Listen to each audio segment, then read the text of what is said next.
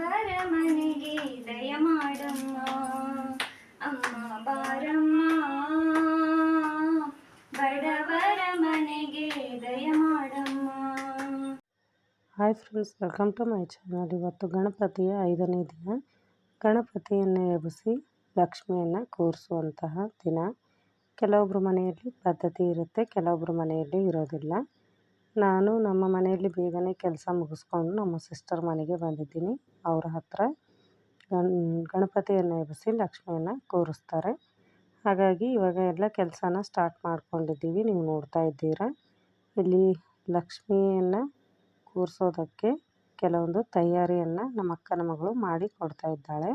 ಹಾಗೆ ಅವಳ ಮನೆಯಿಂದ ಈ ರವೆ ಉಂಡೆಯನ್ನು ಮೋದಕದ ಮೋಲ್ಡ್ನಲ್ಲಿ ಹಾಕಿ ಮಾಡಿಕೊಂಡು ಬಂದಿದ್ದಳು. ಅದನ್ನು ಕೂಡ ತೋರಿಸ್ತಾ ಇದ್ದಾಳೆ, ನೋಡ್ತಾ ಇದ್ದೀರಾ. ಅದಾದ ನಂತರ ಇಲ್ಲಿ ನಾವು ದೀಪ ಹಚ್ಚೋದಕ್ಕೆ ಇಲ್ಲಿ ಕುಳ್ಳಿಗಳನ್ನು ರೆಡಿ ಮಾಡಿಕೊಡ್ತಾ ಇದ್ದೀವಿ. ಇಲ್ಲಿ 16 ಬೇಕು, 16 ರೆಡಿಯಾಗಿದೆ. ಇದನ್ನು ಒಂದು ಪಾತ್ರೆಗೆ ನೀರನ್ನು ಇಟ್ಕೊಳ್ತಾ ಇದ್ದಾರೆ. ಇಲ್ಲಿ ಇದಕ್ಕೆ ಬೇಯಿಸೋದಕ್ಕೆ ಹಾಕಬೇಕು. ಹಾಗೆ ನೀವು ನಿನ್ನಿನ ವ್ಲಾಗ್ ನೋಡಿಲ್ಲ ಅಂದರೆ ಹೋಗಿ ನೋಡಬಹುದು. ಅದರಲ್ಲಿ ನಾನು ತೋರಿಸಿದ್ದೀನಿ. ನಾವು ಕರ್ಜಿಕಾಯಿ ಹಾಗೆ ಕೋಡುಬೇಳೆಯನ್ನು ಮಾಡಿದ್ವಿ.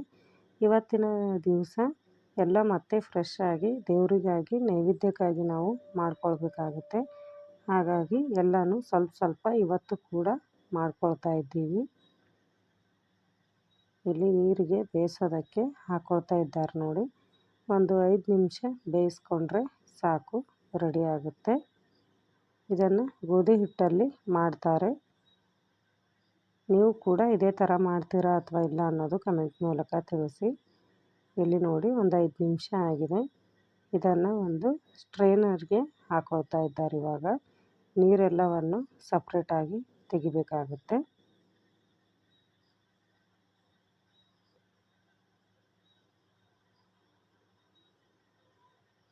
ನೀರೆಲ್ಲವನ್ನು ತೆಗೆದುಕೊಳ್ತಾ ಇದ್ದಾರೆ ನೋಡಿ.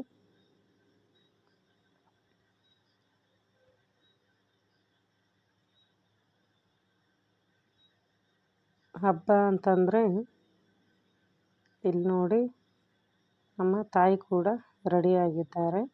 ಹಬ್ಬ ಅಂದಮೇಲೆ ಮನೆಯಲ್ಲಿ ಒಬ್ಬರು ಪೂಜೆಗೆ ಹಾಗೂ ಒಬ್ಬರು ಅಡುಗೆ ಕಡೆ ಆದರೆ ಕೆಲಸ ಬೇಗ ಬೇಗ ಆಗುತ್ತೆ. ಇಲ್ಲಿ ನಾನು ಕೂಡ ನಮ್ಮ ಅಕ್ಕನಿಗೆ ಸ್ವಲ್ಪ ಹೆಲ್ಪ್ ಮಾಡ್ತಾ ಇದ್ದೀನಿ. ಇಲ್ಲಿ ಸ್ವೀಟ್ ಪೂರಿ ರೆಡಿ ಆಗ್ತಾ ಇವೆ. ನಾನು ಸ್ವಲ್ಪ ಲಟ್ಸೋದ್ರಲ್ಲಿ ಫಾಸ್ಟು. ಸ್ವೀಟ್ ಪೂರಿ ರೆಡಿಯಾಗಿದೆ. ಕೋಡುಬೇಳೆ ಕೂಡ ಸ್ವಲ್ಪ ಮಾಡ್ಕೊಂಡಿದ್ದೀವಿ ದೇವರ ನೈವೇದ್ಯಕ್ಕಾಗಿ. ಹಾಗೆ ಕರ್ಜಿಕಾಯಿ ಕೂಡ ಮಾಡ್ಕೊಳ್ತೀವಿ. ಇಲ್ಲಿ ನೋಡಿ, ಸ್ವಲ್ಪ ಸ್ವಲ್ಪ ದೇವರ ಹತ್ರ ಕೂಡ ರೆಡಿ ಆಗ್ತಾ ಇದೆ ಎಲ್ಲ ಕೆಲಸಗಳು. ನಮ್ಮ ಅಕ್ಕನ ಮಗಳು ಅವರ ಮಕ್ಕಳಿಗೆ, ಎಲ್ಲ ಮಕ್ಕಳಿಗೆ ಇವತ್ತು ಸ್ಕೂಲು ಹಾಫ್ ಡೇ ಕೊಟ್ಟಿದ್ದರು. ಹಾಗಾಗಿ ಅವರ ಮಕ್ಕಳಿಗೆ ಕರ್ಕೊಂಡು ಬರಬೇಕು ಅಂದ್ಬಿಟ್ಟು ಅವಳು ಹೋದಳು. ಇವಾಗ ಮತ್ತೆ ನಮ್ಮ 3ನೇ ಅಕ್ಕ ಬಂದಿದ್ದಾರೆ. ಅವರು ಎಲ್ಲ ರೆಡಿ ಮಾಡ್ಕೊಳ್ತಾ ಇದ್ದಾರೆ. ಅವರ ಮಗ ಇವನು ರಾಮು ಅಂತಂದ್ಬಿಟ್ಟು. ಇಲ್ಲಿ ನೋಡಿ, ದೀಪಗಳಿಗೆ ನಾನು ರೆಡಿ ಮಾಡ್ಕೊಳ್ತಾ ಇದ್ದೀನಿ.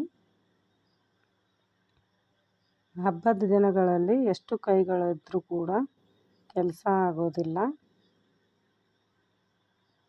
ಎಲ್ಲ ಕಡೆ ಒಬ್ಬೊಬ್ಬರು ಆದರೆ ಕೆಲಸ ಬೇಗ ಆಗುತ್ತೆ. ನಿಮ್ಮ ಮನೆಯಲ್ಲಿ ಯಾವ ಥರ ಮಾಡ್ತೀರಾ ಅಂತ ಕಮೆಂಟ್ ಮೂಲಕ ತಿಳಿಸಿ.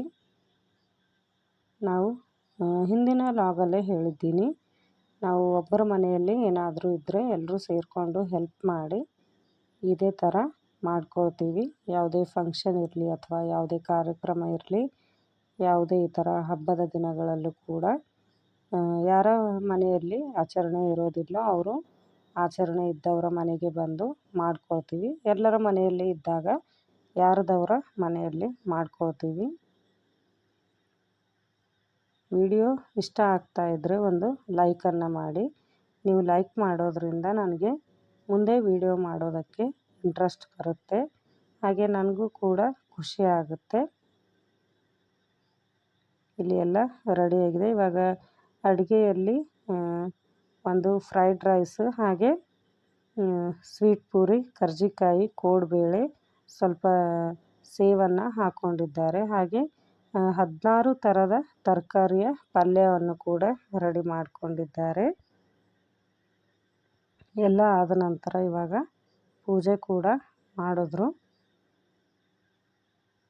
ಪೂಜೆ ಆಗಿದೆ, ನೋಡ್ತಾ ಇದ್ದೀರಾ ಯಾವ ಥರ ಆಗಿದೆ ಅಂತ.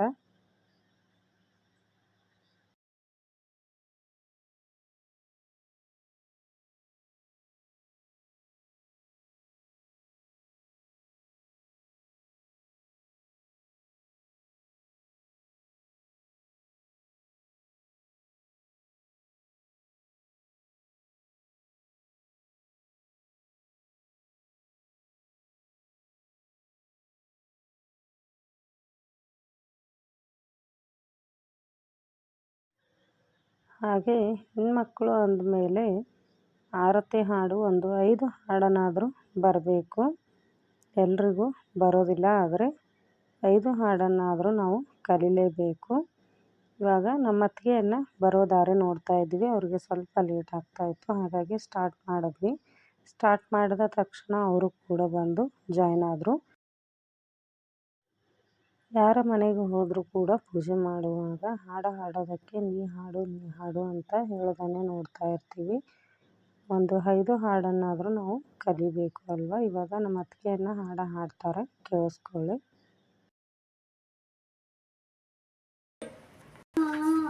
ಬಡವರ ಮನೆಗೆ ದಯ ಮಾಡಮ್ಮ ಅಮ್ಮ ಬಾರಮ್ಮ, ಬಡವರ ಮನೆಗೆ ದಯ ಮಾಡಮ್ಮ ಬಾರಮ್ಮ,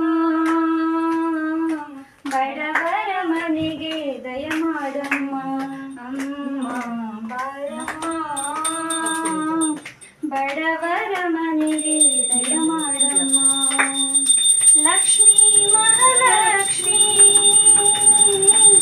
ಲಕ್ಷ್ಮೀ ಮಹಾಲಕ್ಷ್ಮೀ, ಲಕ್ಷ್ಮೀ ಜಯಲಕ್ಷ್ಮೀ, ಲಕ್ಷ್ಮೀ ಶುಭಲಕ್ಷ್ಮೀ, ನಿಧನವಾಗಿ ಧಾನ್ಯವಾಗಿ ಬಾರಮ್ಮ, ಬಡವರ ಮನೆಗೆ ದಯ ಮಾಡಮ್ಮ ಅಮ್ಮ ಬಾರಮ್ಮ. ಸುಮಂಗಳಾಂಗಿನಿ ಸರ್ವ ಇಷ್ಟ ಸುಪ್ರದಾಯಿನಿ, ನಮ್ಮ ಮನೆಯಲ್ಲಿ ಬಂದು ನೆಲೆಸಮ್ಮ, ಶಾರದೆ ಜೊತೆಯಲ್ಲಿ ಹಾಡಿನಲ್ಲಿ ಅಮ್ಮ. ಹಾಡು ಹೇಗಿತ್ತು ಅಂತ ಕಮೆಂಟ್ ಮೂಲಕ ತಿಳಿಸಿ. ಇವಾಗ ಕರೆಂಟ್ ಹೋಯಿತು, ಎಲ್ಲ ಆರತಿಯನ್ನು ಮಾಡೋದು ಕೂಡ ಆಯಿತು. ಊಟ ಮಾಡಿದ್ವಿ ಎಲ್ಲರೂ ಸೇರಿಕೊಂಡು. ಅದನ್ನು ವಿಡಿಯೋ ಮಾಡಿಲ್ಲ ನಾನು, ಆಲ್ರೆಡಿ ತುಂಬ ಲೇಟ್ ಆಗಿತ್ತು, 3 ಗಂಟೆ ಮೇಲೆ ಆಗಿತ್ತು. ಅಷ್ಟು ಜನ ಸೇರಿಕೊಂಡು ಮಾಡಿದ್ರು ಕೂಡ ಅಷ್ಟೊಂದು ಲೇಟ್ ಆಗಿತ್ತು.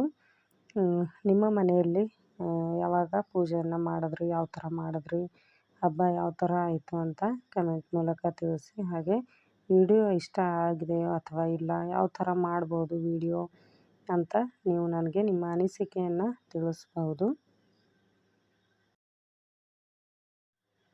ಗಣಪತಿಯನ್ನು ಕೂಡಿಸಿದವರ ಮನೆಯಲ್ಲಿ 5 ದಿವಸ ತುಂಬಾ ಲಕ್ಷಣವಾಗಿರುತ್ತೆ. ಹಾಗೆ ಇವರ ಮನೆಯಲ್ಲಿ ಲಕ್ಷ್ಮಿಯನ್ನು ಕೂರಿಸೋದಿದೆ. ಹಾಗಾಗಿ ಒಂದು 5-6 ದಿವಸ ಮನೆ ತುಂಬ ಕಳೆ ಬಂದಿರುತ್ತೆ. 5-6 ದಿವಸ ಆದ ನಂತರ ಒಂದು ದಿವಸ ತುಂಬಾ ಮನೆ ಖಾಲಿ ಥರ ಅನಿಸ್ತಾ ಇರುತ್ತೆ. ಆವಾಗ ಗಣಪತಿ ಬೆಳಗ್ಗೆ ಎಬ್ಬಿಸಿದ ತಕ್ಷಣವೇ ಮನೆ ಪೂರ ಖಾಲಿಯಾಗಿ ಕಾಣಿಸ್ತಾ ಇತ್ತು. ಇವಾಗ ಮತ್ತೆ ಲಕ್ಷ್ಮಿಯನ್ನು ಕೂರಿಸಿದ್ದಾರೆ. ಲಕ್ಷ್ಮಿಯನ್ನು ಎಬ್ಬಿಸಿದ ನಂತರ ಮತ್ತೆ ಮನೆ ಪೂರ್ತಿಯಾಗಿ ಖಾಲಿ ಅನ್ನಿಸ್ತಾ ಇರುತ್ತೆ. ನಮ್ಮ ಈ ಥರ ಹಬ್ಬಗಳು ಬಂದಾಗ ಎಷ್ಟು ಚೆನ್ನಾಗಿರುತ್ತೆ ಅಲ್ವಾ ಮನೆಯಲ್ಲಿ. ಇವಾಗ ಲಕ್ಷ್ಮೀ ಪೂಜೆ ಅಂತೂ ತುಂಬ ಚೆನ್ನಾಗಿಯೇ ನಡೆಯಿತು, ಎಲ್ಲ ಮುಗಿಯಿತು. ಹಾಗೆ ಮುಂದೆ ಇವಾಗ ಬರುವ ಹಬ್ಬ ಅಂದರೆ ದಸರಾ ಹಬ್ಬ. ದಸರಾ ಹಬ್ಬನ ಅಂದರೆ ಎಲ್ಲರೂ ಮಾಡ್ತೀವಿ, ಆದರೆ ಘಟಿ ಹಾಕೋದು ಮನೆಯಲ್ಲಿ ಯಾರ್ಯಾರು ಮಾಡ್ತೀರಾ, ಯಾವ ಥರ ಪ್ಲ್ಯಾನಿಂಗ್ ಇದೆ, ಕ್ಲೀನಿಂಗ್ ಅದೆಲ್ಲ ಸ್ಟಾರ್ಟ್ ಮಾಡ್ಕೊಳ್ಳೋದಕ್ಕೆ ಯಾವ ಥರ ಪ್ಲ್ಯಾನಿಂಗ್ ಮಾಡ್ಕೊಳ್ತಾ ಇದ್ದೀರಾ ಅಂತ ಕಮೆಂಟ್ ಮೂಲಕ ತಿಳಿಸಿ. ಮತ್ತೆ ಸಿಗ್ತೀನಿ ಮುಂದಿನ ವಿಡಿಯೋದಲ್ಲಿ.